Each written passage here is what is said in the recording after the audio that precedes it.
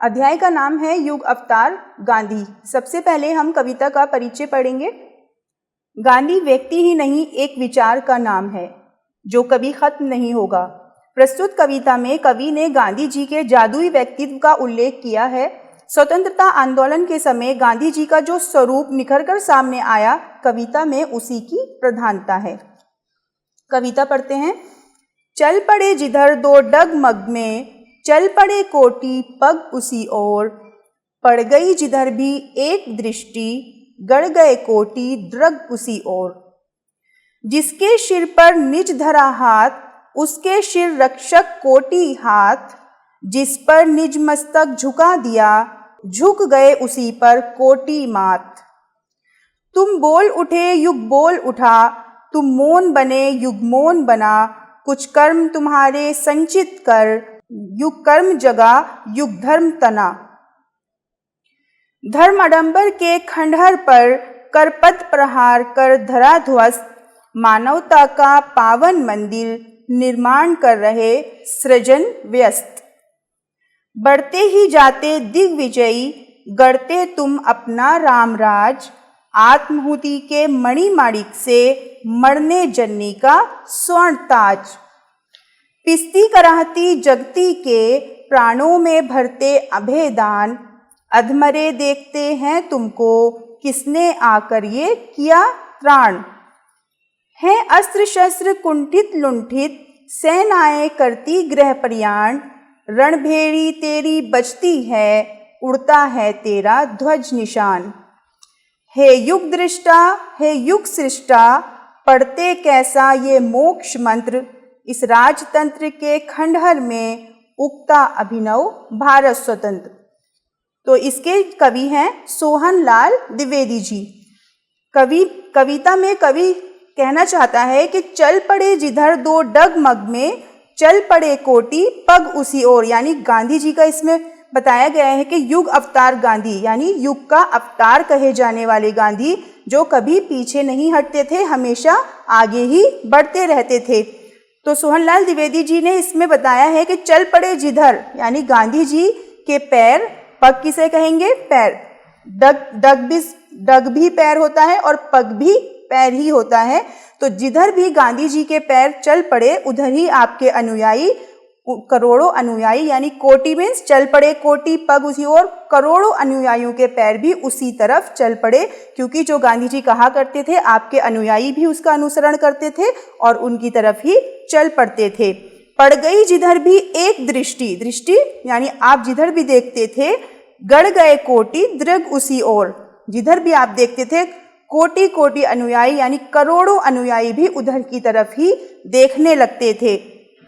जिसके सिर पर निज धरा हाथ, सिर यानी सिर, निज अपना, यानी जिसके सिर पर भी आपने अपना हाथ रख दिया, उसके सिर रक्षक कोटि हाथ, यानी उसके सिर रक्षक यानी सिर की रक्षा करने वाले, उसकी तरफ करोड़ों हाथ बढ़ पड़े। जिसके सिर पर भी गांधी जी ने अपना हाथ रख दिया, उसके तरफ करोड़ों हाथ बढ़ पड़े। जिस पर निज मस्तक झुका दिया, झुक गए उसी पर कोटि मात। जहाँ पर भी आपने अपना मस्तक झुका दिया या जहाँ पर भी गांधी जी झुक गए, आपके अनुयायी भी उनके पीछे पीछे झुक गए उसी पर कोटि मात, यानी करोड़ों माथे भी उसी तरफ नतमस्तक हो गए।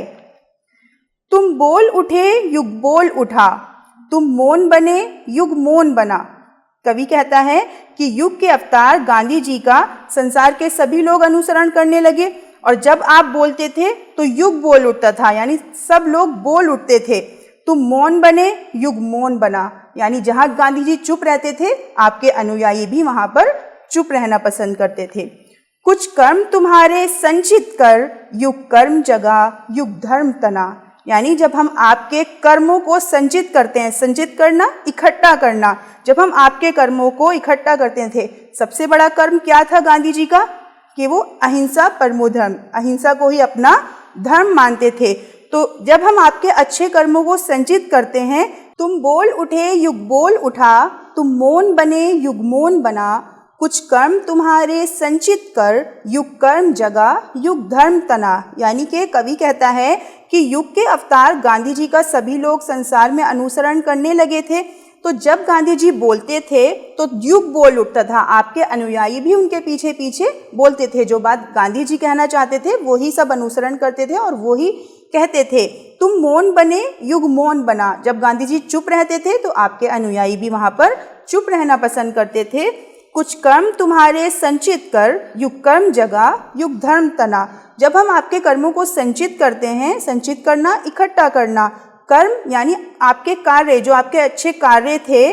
आपका कार्य क्या था? अहिंसा परमो धर्म। यानी बापू कौन थे? गांधी जी अपना धर्म किसे मानते थे? अहिंसा को।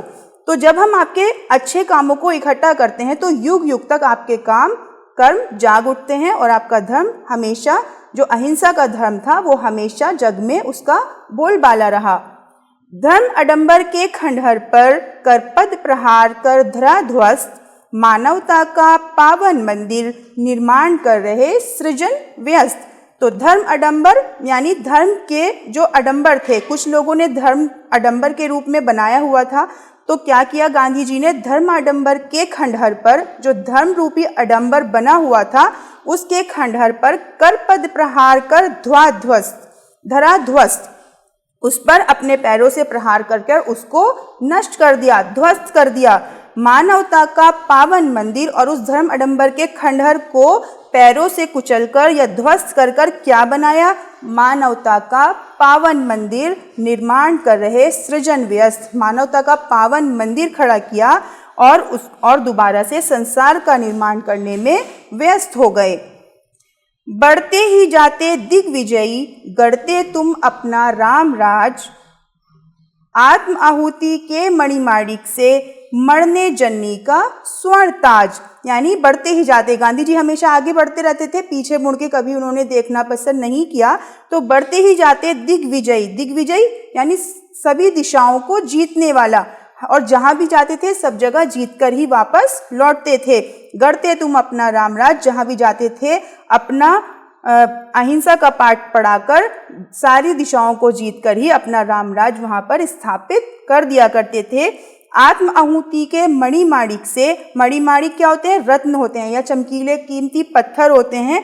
तो आपकी जो आपका जो रत्न रूपी आत्मा थी, आत्म आहुति, आपने उसको समर्पित कर दिया था। किसके लिए? मरने जन्नी का स्वर्ण ताज, यानी भारत रूपी जन्नी, भारत माता के लिए आपने अपना रत्न रूपी आत्मा को समर्पित कर दिया था।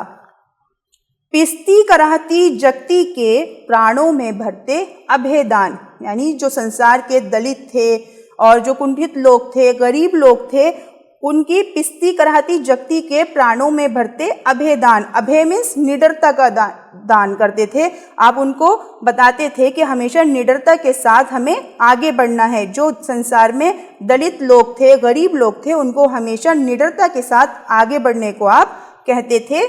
अधमरे देखते हैं तुमको, किसने आकर ये किया त्राण। और जो अधमरे हैं वो तुमको देखते हैं कि हमारे त्राण क्या होता है? रक्षक के। ये कौन रक्षक है? किसने आकर हमारी ये रक्षा की है? अस्त्र शस्त्र कुंठित लुंठित, सेनाएं करती गृह प्रयाण। और जो सेनाएं हैं उनके जो अस्त्र शस्त्र हैं कुंठित हो गए, मतलब धार रहित हो गए। कुंठित लुंठित, उनके अस्त्र शस्त्र धार रहित हो गए और वो गृह प्रयाण की तैयारी करने लगी। सेनाएं अपने घर को लौटने लगी, क्योंकि गांधी जी ने निडरता के साथ गरीब लोगों को जीने का सलीका सिखाया था। सेनाएं करती गृह प्रयाण, रणभेरी तेरी बजती है, उड़ता है तेरा ध्वज निशान। रणभेरी क्या होता है? जो युद्ध का एक बाजा होता है, युद्ध से पहले जो एक बाजा बजाया जाता है उसको कहते हैं रणभेरी।